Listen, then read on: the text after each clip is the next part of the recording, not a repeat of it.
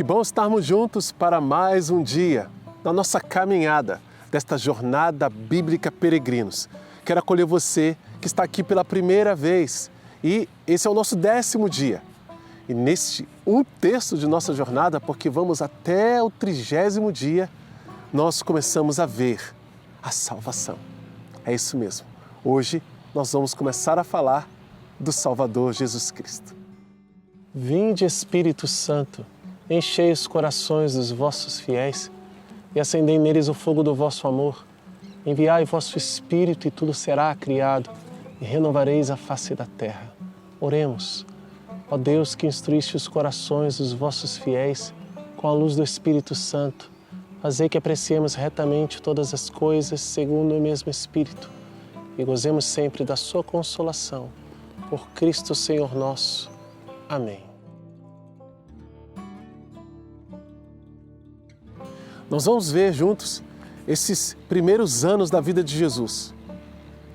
Precisamente ali na Bíblia, do capítulo 1 ao capítulo 3 do Evangelho de São Lucas. Então já toma nota dessas passagens bíblicas. Do 1 ao 3, capítulo 1 ao 3 do Evangelho de São Lucas. Logo no início, Lucas vai contextualizar, que estamos no tempo do rei Herodes, rei da Judéia. Isso é importante para que os ouvintes saibam em que tempo todas essas coisas aconteceram. Mas o que há de mais importante nesse iniciozinho é ele dizer que existe um profeta que vai preceder Jesus. Este profeta, o último profeta, é João Batista, que é primo de Jesus. E o nascimento de João, assim como o nascimento de Jesus e como a vida de muitos profetas, é cercado da graça de Deus, cercado por milagres e prodígios. Vamos ver o que acontece aqui. No capítulo 1, e ali a gente vai ver no versículo 5, ele vai anunciar o nascimento de João Batista.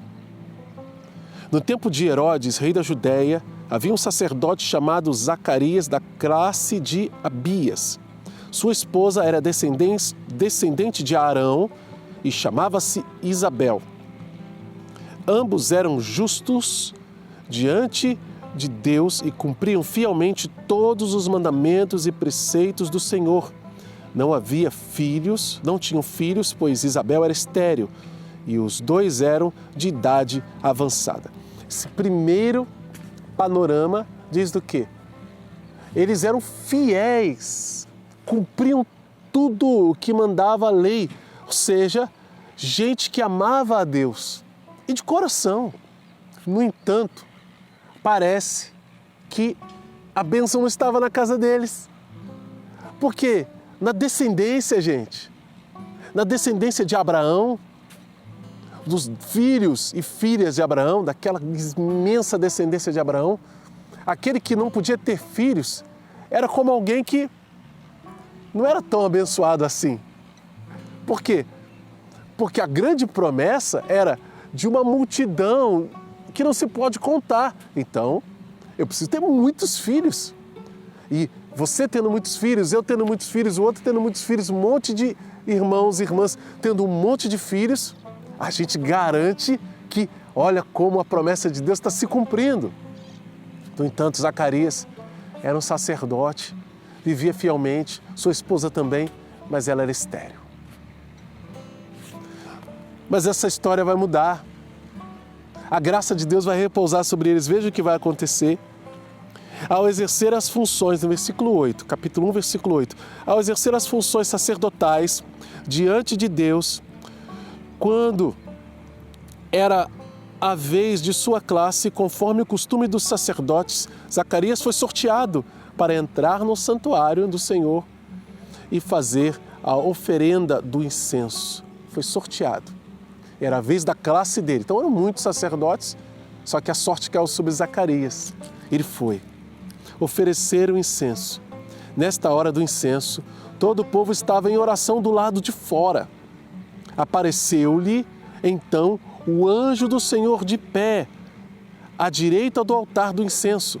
Quando Zacarias viu, ficou perturbado e cheio de medo. O anjo disse: não tenhas medo, Zacarias, porque o Senhor ouviu o teu pedido. Isabel, tua esposa, vai te dar um filho e tu lhe porás o nome de João. Zacarias estava rezando para ter filho, gente. Agora, aqui não fica claro para nós, e a gente cabe imaginar, se Zacarias, até aquele ponto, a idade avançada, e Isabel também, se até aquele ponto eles rezavam a Deus para pedir um filho. O fato é que o anjo disse a ele: tua oração foi ouvida. Tua esposa vai ficar grávida, ela vai ter um filho. Talvez ele tenha rezado na sua juventude ali, casou-se e começou a rezar, e pedir, e pedir, e pedir, e aí, não acontecia. Passaram-se 1 ano, 2, 3, 5, 10, 15, 20, 25, 30 anos, idade avançada, chegou, 40 anos se passaram, Zacarias e Isabel lá com seus, 60, 70 anos, a idade avançada. E lá na frente, depois de muitos anos, talvez esse tempo todo rezando, ou talvez rezasse naquele tempo e depois de alguns anos, depois de algumas décadas, dizer assim: olha, eu não vou ter filho mesmo. Surpreendentemente, naquele dia, o anjo lhe apareceu e trouxe a resposta para a oração de Zacarias. Não tenhas medo, Zacarias, porque o Senhor ouviu o teu pedido. Isabel, tua esposa, vai te dar um filho e tu lhe porás o nome de João. Ficarás alegre e feliz e muitos se alegrarão com o seu nascimento. Ele será grande diante do Senhor. Não beberá vinho, nem bebida fermentada, e desde o ventre da sua mãe ficará cheio do Espírito Santo. Olha a profecia. Ele fará voltar muitos dos filhos de Israel ao Senhor seu Deus. Caminhará à frente deles e com o espírito e poder de Elias para fazer voltar o coração dos pais aos filhos e os rebeldes à sabedoria dos justos, e para preparar um povo bem disposto para o Senhor. Essa é a missão de João. Essa é a missão de João Batista. E aí, Zacarias pergunta para o anjo: como eu posso ter certeza disso? Estou velho, minha esposa já tem idade avançada. Aí Gabriel, que se revela, e diz, versículo 19, o anjo respondeu: eu sou Gabriel e estou diante da presença de Deus e fui enviado para falar contigo e anunciar-te esta boa nova. E agora ficarás mudo, sem poder falar até o dia em que estas coisas acontecerem, já que não acreditaste nas minhas palavras, que se cumprirão no tempo certo. E a gente já sabe o que aconteceu. Zacarias ficou mudo. Só conseguia falar por meio de sinais. Aqui já tem uma primeira lição para nós. Se nós estamos rezando, estamos pedindo algo a Deus, e mesmo que passe muito tempo, muitos anos, como eu disse, a gente não sabe se Zacarias rezou só na juventude dele ou se ele veio rezando anos a fio. O fato é que Deus ouviu a oração dele, ouviu o pedido dele. Qual era o pedido? Senhor, me dá filhos, pelo menos um filho. Ora, Abraão, o pai de toda essa descendência, teve um filho. Então, tendo um filho, a promessa na carne está cumprida. Abraão teve essa promessa cumprida. E agora, Zacarias. Mas Zacarias perguntou para o anjo: como posso ter certeza disso? Meu Deus, meu irmão, minha irmã, não faça essa pergunta não, viu? Você pode ficar mudo, ou cego, ou paralisado por um tempo, até que se cumpra. Veja, a sentença, a graça, aquilo que Deus determinou não foi desfeito. Deus deu a graça a Abraão de ter um filho e ponto final. A graça foi dada, ele teve filho. Mas, para ter certeza, ele queria ter certeza, não é? Ótimo, o anjo deu a resposta para ele. Você vai ficar mudo. Essa é a sua certeza. Se era para ficar alegre, feliz, era para sair daqui pulando de alegria, fazendo festa, como eu disse. Mas, você quer ter certeza de que vai acontecer, porque você é velho, sua esposa é velha? Ok, então vai ficar mudo. Gente, a coisa mais difícil estava sendo anunciada para ele e ele duvidou. Não façamos isso. Se a gente rezou, se a gente pediu, quando algo for anunciado, não duvide. Da parte de Deus, quando Ele disser, olha, agora é a hora, vai acontecer, eu estou te abençoando, eu estou te dando essa graça. Não duvide, vá, faça, realize. Pegue, assuma aquilo que é teu. Porque é assumindo que Deus vai continuar abençoando você, dando passos. E João vai nascer, né? 9 meses depois. Mas antes disso, 6 meses depois dessa aparição, o anjo é enviado de novo, o mesmo anjo é enviado de novo para Maria. E aqui é que entra a porta, né? A porta do céu para nós, da salvação, o grande tabernáculo que é a Virgem Maria. Capítulo 1, versículo 26, acompanha comigo. Quando Isabel estava no 6º mês, o anjo Gabriel foi enviado por Deus a uma cidade da Galiléia chamada Nazaré. Olha a localização. Ele fez questão de dizer onde era a cidade, Nazaré. A uma virgem prometida em casamento a um homem chamado José, da casa de Davi, ou seja, descendente de Davi. Por quê? Porque isso deveria cumprir as Escrituras, que a gente foi ouvindo. Aqui já está se cumprindo aquilo que foi falado lá em Isaías. Para o rei Acás, e ele não quis pedir um sinal, Isaías falou, você não quer, né? Então você está incomodando Deus. Então olha só, uma virgem vai conceber. E olha, Acás, da casa de Davi, da descendência, a virgem conceberá e dará à luz a um filho, uma jovem, e ele porá o nome de Emanuel, Deus conosco. Isso foi profetizado lá atrás, 700 anos antes aproximadamente, e agora está se cumprindo verdadeiramente. O anjo, versículo 28, o anjo entrou onde ela estava e disse, alegra-te, cheia de graça, o Senhor está contigo. Ela perturbou-se com estas palavras e começou a pensar qual seria o significado da saudação. O anjo então lhe disse, não tenhas medo, Maria, encontraste graça diante de Deus, conceberás e darás à luz um filho e lhe porás o nome de Jesus. Ele será chamado Filho do Altíssimo e o Senhor Deus lhe dará o trono de Davi, teu pai. Ele reinará para sempre sobre a descendência de Jacó e o seu reino não terá fim. Lembra do reino que não terá fim? Lá profetizado em Daniel. Veja como que em Jesus todo o resumo das profecias eles vão se encontrando aqui, elas vão encontrando lugar. Por isso que quem estudava a fundo as profecias não tinha outra opção senão acreditar naquilo que Jesus falava, fazia e na história do seu nascimento. Inclusive o Evangelho de São Mateus vai trazer genealogia para poder provar. Olha aqui, ó, tá aqui, documento. Você quer saber se é descendente mesmo, se está tudo certo? Pegou a genealogia. Para quê? Para provar a verdade a respeito do Messias. Ele é o Messias, Ele é o Senhor que deveria vir. Sim, Ele é aquele que deveria vir.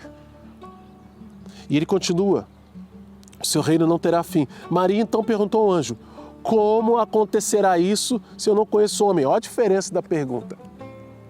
A pergunta de Zacarias foi, como eu vou ter certeza? A pergunta de Maria foi, como acontecerá? Porque eu não conheço o homem, eu não casei ainda. Eu estou prometida, mas ainda não casei. Como isso vai acontecer? E aí o anjo explica. O Espírito Santo descerá sobre ti e o poder do Altíssimo te cobrirá com sua sombra. Por isso, aquele que vai nascer será chamado Santo, Filho de Deus. Se ele vai nascer santo e filho de Deus, Maria é mãe de quem? Mãe do santo, que é filho de Deus. Então ela é mãe de Deus. Isso frita a cabeça de muita gente. Mas tem que ter fé. Mas a realidade é essa. Maria é a mãe de Deus. A mãe de Jesus, sim, mas Jesus não é filho de Deus, não é Deus. Ele não vai dizer lá na frente, eu e o Pai somos um. Maria é mãe de Deus. Na pessoa de Jesus. É a segunda pessoa da Santíssima Trindade, sim, mas ela é a mãe de Deus. E quem foi que colocou a semente do Filho de Deus nela? O Espírito Santo. O Espírito Santo descerá sobre ti. Então ela é a esposa do Espírito também. É um mistério de unidade entre a humanidade e o Deus Todo-Poderoso, Altíssimo. Esse mistério da encarnação de Jesus, quando a gente olha para Jesus, a gente se vê, porque Jesus é homem. Mas a gente vê Deus porque Jesus é Deus. Na pessoa de Jesus, as duas naturezas, humana e divina, divina e humana, inseparáveis. Inseparável, não separa mais. Gente, olha o que Deus escolheu fazer por mim e por você. Deus puro Espírito. Deus não tinha um corpo. Lá no início de tudo, Deus criou o corpo humano. Ele criou o homem, a mulher. Lembra do primeiro dia da nossa jornada? Agora, Deus veio e assumiu um corpo para si. Ele fez um corpo para si. Se isso não é amor, o que é o amor? E aí, Maria vai dizer o quê? Antes disso, o anjo ainda forneceu essa informação para que Maria ficasse, feliz, tranquila. Olha, também Isabel, tua parenta, concebeu um filho na velhice. E esse já é o 6º mês daquela que era chamada estéril, pois para Deus nada é impossível. E Maria disse o quê? Eis aqui, a serva do Senhor. Faça-se em mim segundo a tua palavra. E o anjo retirou-se. Maria, naquele dia, ficou grávida. Grávida de Jesus, do Filho de Deus. A partir daí, Maria vai apressadamente visitar Isabel. Vai correndo visitar Isabel, e ali no versículo 41 vai dizer que quando Isabel ouviu a saudação de Maria, a criança pulou de alegria no seu ventre e Isabel ficou repleta do Espírito Santo. Olha o que aconteceu primeiro, gente. Ela ouviu a saudação de Maria. Maria deve ter dado um grito lá, Isabel, shalom, ou shalom, Isabel, não sei. Mas ouviu a voz de Maria. A voz de Maria, a saudação dela, fez com que o menino, a criança, pulasse de alegria no seu ventre. O que o anjo falou para Zacarias?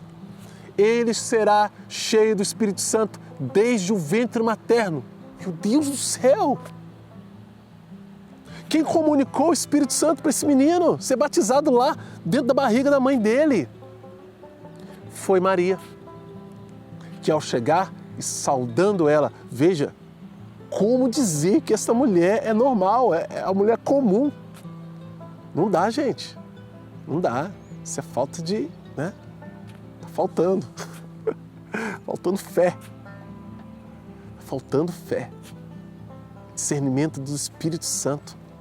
Ela que recebe o Espírito Santo carrega no seu ventre o Filho de Deus, o Senhor Todo-Poderoso, aquele a quem adoramos. Não pode ser comum, nunca será, nunca foi, nunca será. Ela que cuja saudação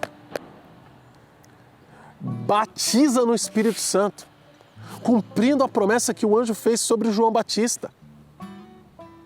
Porque primeiro o filho de Isabel pulou de alegria. E aí ela ficou cheia do Espírito Santo. Ela ouviu a saudação, o filho foi batizado no Espírito, porque foi profetizado, e ela também ficou cheia do Espírito Santo. Essa é a ordem dos fatos. Vou ler de novo para você ter certeza disso. Versículo 41. Quando Isabel ouviu a saudação de Maria, a criança pulou de alegria no seu ventre. E Isabel ficou repleta do Espírito Santo. Com voz forte, ela exclamou: bendita és tu entre as mulheres, e bendito é o fruto do seu ventre. Olha, por que a gente reza Ave Maria? Porque é uma oração cheia do Espírito Santo. Veio de alguém cheio do Espírito Santo, que tinha um milagre na barriga, que era o seu filho, e que tinha acabado de ser batizado no Espírito Santo. E foi no momento em que ela ficou repleta do Espírito Santo que ela exclamou: bendito és tu entre as mulheres, bendito é o fruto do teu ventre. E continua: como mereço que a mãe do meu Senhor me venha visitar. Como é que Isabel soube disso?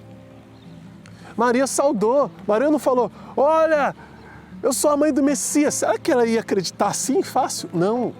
Ela foi convencida, foi informada pelo Espírito Santo. Foi isso que aconteceu. Que maravilha, que coisa maravilhosa. E aí, ela continua: logo que a tua saudação ressoou nos meus ouvidos, o menino pulou de alegria no meu ventre. Feliz aquela que acreditou, feliz, bem-aventurada aquela que acreditou, pois o que lhe foi dito da parte do Senhor será cumprido. Então Maria disse, olha o magnífico aqui: minha alma engrandece o Senhor, meu espírito se alegra em Deus, meu Salvador, porque Ele olhou para a humildade de sua serva. Todas as gerações de agora em diante me chamarão feliz, porque o Poderoso fez em mim coisas grandiosas. Santo é o seu nome. Sua misericórdia se estende de geração em geração sobre os que o temem. Mostrou a força do seu braço, dispersou os que têm planos orgulhosos no coração, derrubou os poderosos dos tronos e exaltou os humildes, encheu de bens os famintos e mandou embora os ricos de mãos vazias. Acolheu Israel, seu servo, lembrando-se de sua misericórdia, conforme prometeram aos nossos pais em favor de Abraão e de sua descendência para sempre. Maria ficou 3 meses com Isabel e depois voltou para casa. Ficou até João nascer. O que é esse cântico de Maria? É uma coleção de textos da Sagrada Escritura que eram conhecidos do povo e que diziam, deste momento, Maria, cheia do Espírito Santo, começa a louvar, agradecer. E dizer assim, Maria cheia do Espírito Santo, é quase redundância, porque o Espírito Santo nunca deixou Maria. Maria sempre viveu cheia do Espírito Santo. O Espírito Santo nunca deixou Maria. Ela não ficou por um momento cheia do Espírito Santo. Não foi só naquela hora em que o Espírito Santo desceu, ele permaneceu sobre Maria. E aí a gente continua, depois desse canto lindo, maravilhoso, e que nós devemos cantar muitas vezes, porque é um cântico dos humildes que vem a glória de Deus se manifestar em suas vidas. Isabel fala, vai ser João, os parentes, sai fora, não tem ninguém com esse nome na sua família. E era tradição colocar um nome conhecido, né?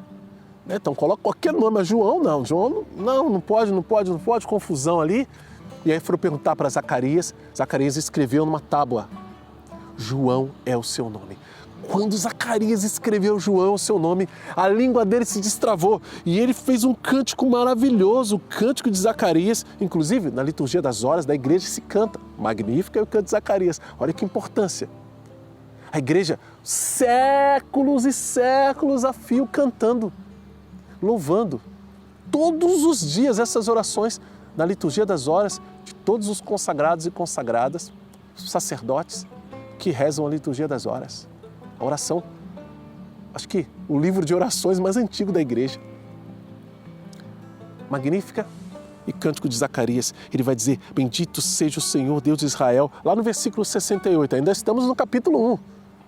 Versículo 68. Bendito seja o Senhor, Deus de Israel, porque visitou e libertou o seu povo, fez surgir para nós um poderoso Salvador na casa de Davi, seu servo, assim como tinha prometido desde os tempos antigos, pela boca dos santos profetas. Olha aqui, lembrando lá de trás, tudo que a gente foi lendo, tudo que a gente foi vendo na história de salvação, falando dessas promessas, dessas profecias, ele vai exultar. 71, versículo 71, de salvar-nos dos nossos inimigos e da mão de quantos nos odeiam. Aqui ainda o entendimento de Zacarias com relação à opressão física do povo, mas o que Jesus vai fazer vai ultrapassar em muito essa opressão física de impérios que tomam conta, que se apoderam do povo de Deus.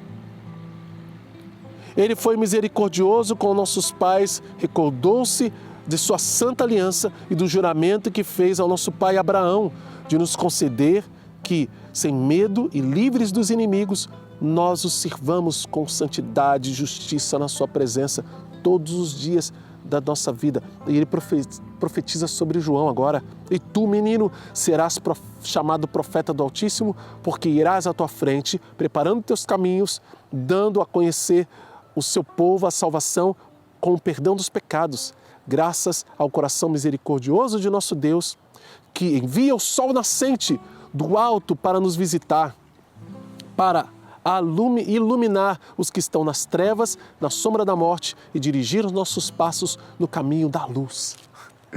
Que hino lindo! Que louvor maravilhoso! E é isto que acontece com todo aquele que reconhece quando Jesus chega.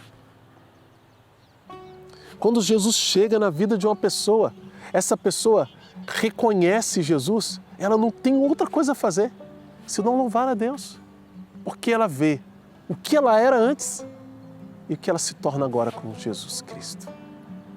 Nós vamos ao ponto principal desse dia, o nascimento de Jesus. Vem um decreto do imperador César Augusto, mandando que cada um fosse recenseado na sua pátria, na sua cidade natal. Veja como isso vai fazer com que a profecia se cumpra a respeito de Jesus. Por quê? Porque Maria e José moravam em Nazaré, gente.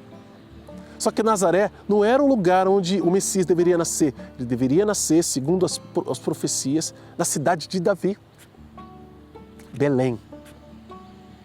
E de onde era José? José era de Belém. Ele foi obrigado, ele não foi porque ele quis ir, ele foi obrigado por lei, por decreto, para ir para Belém.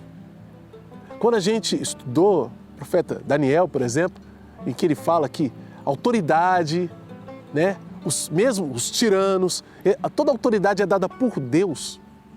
A gente tende a ficar resistente a isso, porque, poxa, como que pode alguém tão ruim ter recebido essa autoridade por Deus? Olha, os caminhos nos são obscuros muitas vezes. Mas em tudo isso, a vontade de Deus, ela se manifesta como Ele quer. Era o imperador de Roma, pagão. Nada a ver com cristianismo, né? Ele oprimia o povo, cobrava impostos duríssimos dos israelitas e de todos os outros povos conquistados. E agora cismou de fazer um recenseamento.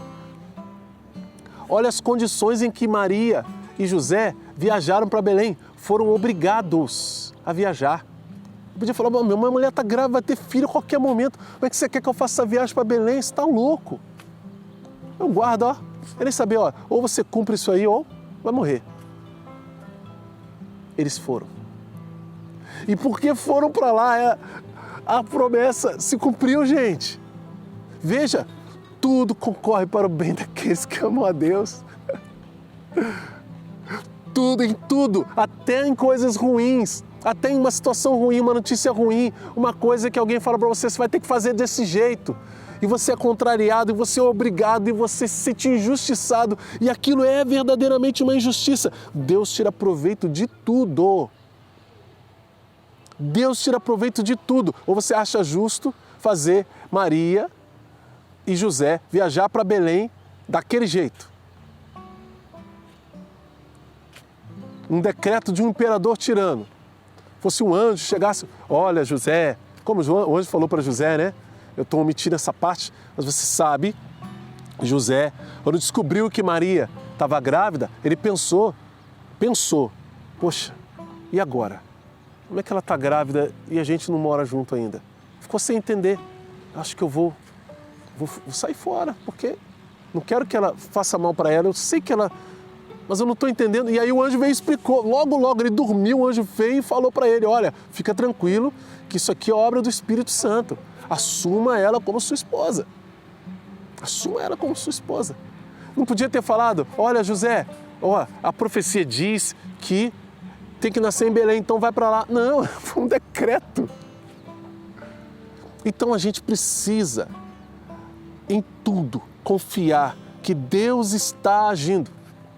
Mesmo naquilo que eu não entendo, mesmo naquilo que eu não sei. E eles foram para lá. E lá onde Jesus foi nascer, né?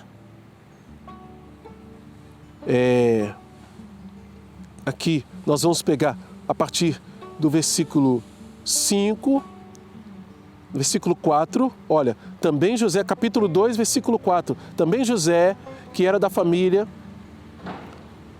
e da descendência de Davi, subiu da cidade de Nazaré para a Galiléia, a cidade de Davi chamada Belém, na Judéia, para registrar-se com Maria, sua esposa, que estava grávida. Quando estava ali, chegou o tempo do parto.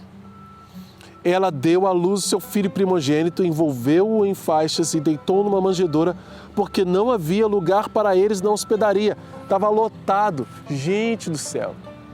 Imagina a preocupação desse homem. Você que é casado aí, tem filho, deve imaginar, né? Hoje a gente tem hospital, UTI, equipe grande, né? Para fazer o parto, enfim. José não tinha nem lugar para ficar. Arrumou uma manjedoura, um estábulo de alguém lá, e ele mesmo fez o parto do Filho de Deus. Meu Deus do céu! Que coisa linda, mas ao mesmo tempo que difícil prova para José. E aí, no versículo 8 vai dizer, havia naquela região pastores que passavam a noite nos campos tomando conta do rebanho. Veio o anjo e anunciou, olha, vou anunciar uma grande alegria que vai ser também para todo o povo. Hoje nasceu da cidade de Davi, em Belém, o Salvador, que é o Cristo Senhor. E aí juntou um monte de anjos e começaram a cantar glória a Deus no mais alto dos céus e paz na terra aos homens por Ele amados. Olha que a gente reza na missa, a gente canta muitas vezes, glória. E aí a igreja continuou colocando outras orações somadas a esta música, porque eles cantaram, os anjos cantaram esse glória. Somados a essa música que vem do céu para cantarmos aqui na terra, nós também. Bom, Jesus nasceu. Depois que Jesus nasce, ele vai ser levado para ser circuncidado e lá ele é encontrado no templo para cumprir a lei, né? Todo primogênito do sexo masculino deverá ser consagrado ao Senhor, mas lá eles encontram com Simeão e com Ana. Simeão, um homem que aguardava a promessa de Deus, aguardava essa chegada do Filho de Deus, né? Um homem justo e piedoso. Versículo 25, capítulo 2, versículo 25, olha só.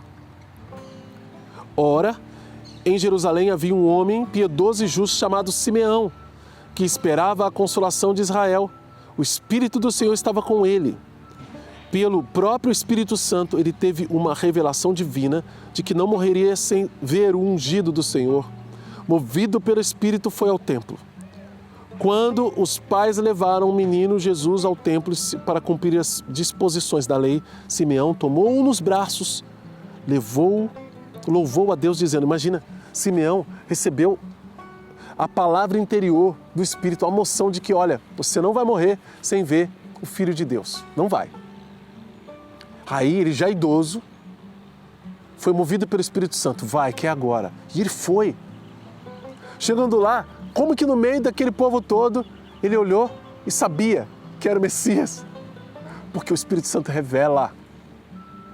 E ele foi lá, tomou o menino nos braços e disse, versículo 29, agora, segundo a tua promessa, deixai o teu servo ir em paz, porque meus olhos viram a tua salvação, que preparaste diante de todos os povos, luz para iluminar as nações e glória de Israel, o teu povo. Olha como o povo de Israel esperava ansiosamente por esse dia. O pai e a mãe ficaram admirados com aquilo que diziam do menino. E Simeão abençoou eles e disse a Maria, esse menino será causa de queda e de reerguimento para muitos em Israel. Ele será sinal de contradição. Uma espada transpassará a tua alma. E assim serão revelados os pensamentos de muitos corações. Veja, uma espada transpassará a tua alma está marcado como uma palavra direta para Maria. Dizendo, olha, você vai sofrer bastante. Uma espada vai transpassar sua alma. Versículo 36 ainda diz o quê? Havia também uma profetisa chamada Ana, filha de Fanuel da tribo de Asser.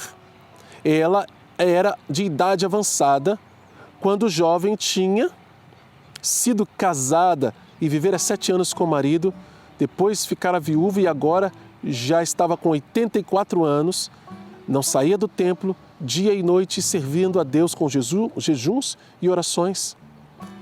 Naquela hora, Ana chegou e pôs-se a louvar a Deus, falando do menino e de todos os que esperavam a libertação de Israel. Imagina ela abrindo a boca lá no templo e dizendo, olha, aqui está o Salvador. Com certeza muita gente falou, tá tanto tempo no templo que enlouqueceu, né? Mas ela dizia a verdade e ela louvava a Deus. E aí diz que depois de cumprirem tudo, eles voltaram para Nazaré da Galileia. O menino foi crescendo, ficando forte, cheio de sabedoria, graça diante de Deus. Aí vai relatar que aos 12 anos, Jesus vai para Jerusalém com seus pais, para aquela peregrinação anual ao templo e fica lá, na hora de ir embora.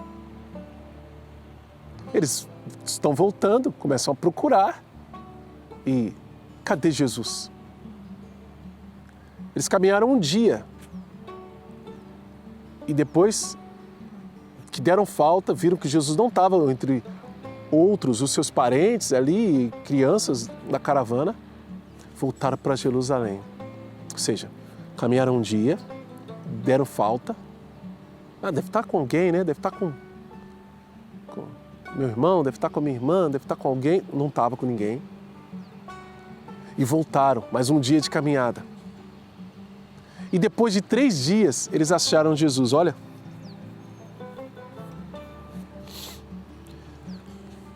depois de 3 dias, versículo 46, o encontraram no templo sentado entre os mestres, ouvindo-os e fazendo-lhe perguntas.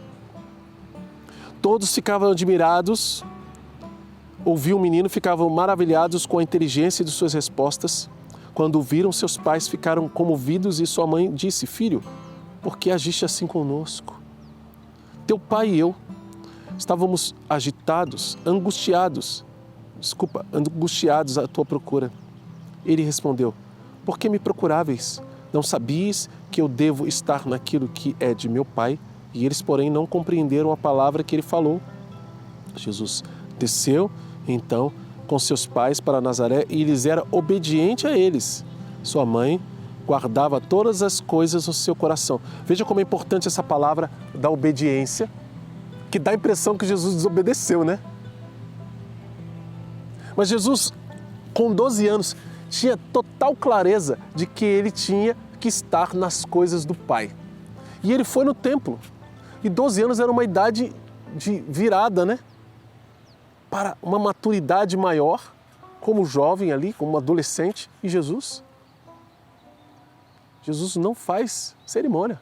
fica lá e está convicto. E Maria e José falam, mas por que você fez isso? Né? Nunca tinham visto aquela reação. Todo ano eles iam a Jerusalém. Todo judeu, todo ano, ia a Jerusalém em peregrinação. Mas naquela vez Jesus ficou lá. Por que você fez isso? Estavam me procurando porque vocês não sabiam que eu devo estar nas coisas do meu Pai, aqui, na casa de Deus? E eles param para pensar, porque a partir daquele momento parece que uma revelação a mais, uns sinais de que Jesus está preparando-se já para a sua missão, está acontecendo. Mas ele volta para Nazaré com os pais, ele é obediente. A gente sabe que ele vai voltar a aparecer numa vida pública, ou se revelar, a partir de João Batista, mais na frente. Finalmente nós vimos o Salvador. Finalmente ele chegou para nós. Ele está no meio de nós. E agora o povo tem essa certeza. Tudo aquilo que era profetizado, tudo aquilo que era esperado durante séculos e séculos do povo de Deus agora se cumpre na pessoa de Jesus. Nós queremos agradecer porque quando a salvação chegou no mundo, tudo mudou. A esperança de fato chegou para nós. E nós devemos louvar, glorificar e bendizer a Deus porque temos a oportunidade de conhecer essas coisas que hoje, nos tempos em que vivemos, chegam até nossa vida para a nossa salvação e redenção. Muito obrigado, Senhor.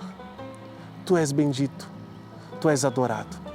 Eu disse que nós veríamos até o capítulo 3 hoje, mas deixemos para o próximo dia de caminhada.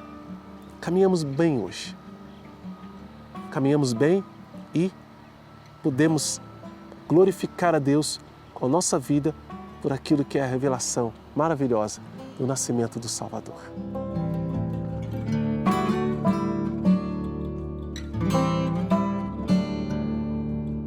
Amanhã caminharemos mais. Hoje foi o nosso 10º dia, 1/3 da nossa jornada bíblica. Nós vamos até o 30º dia.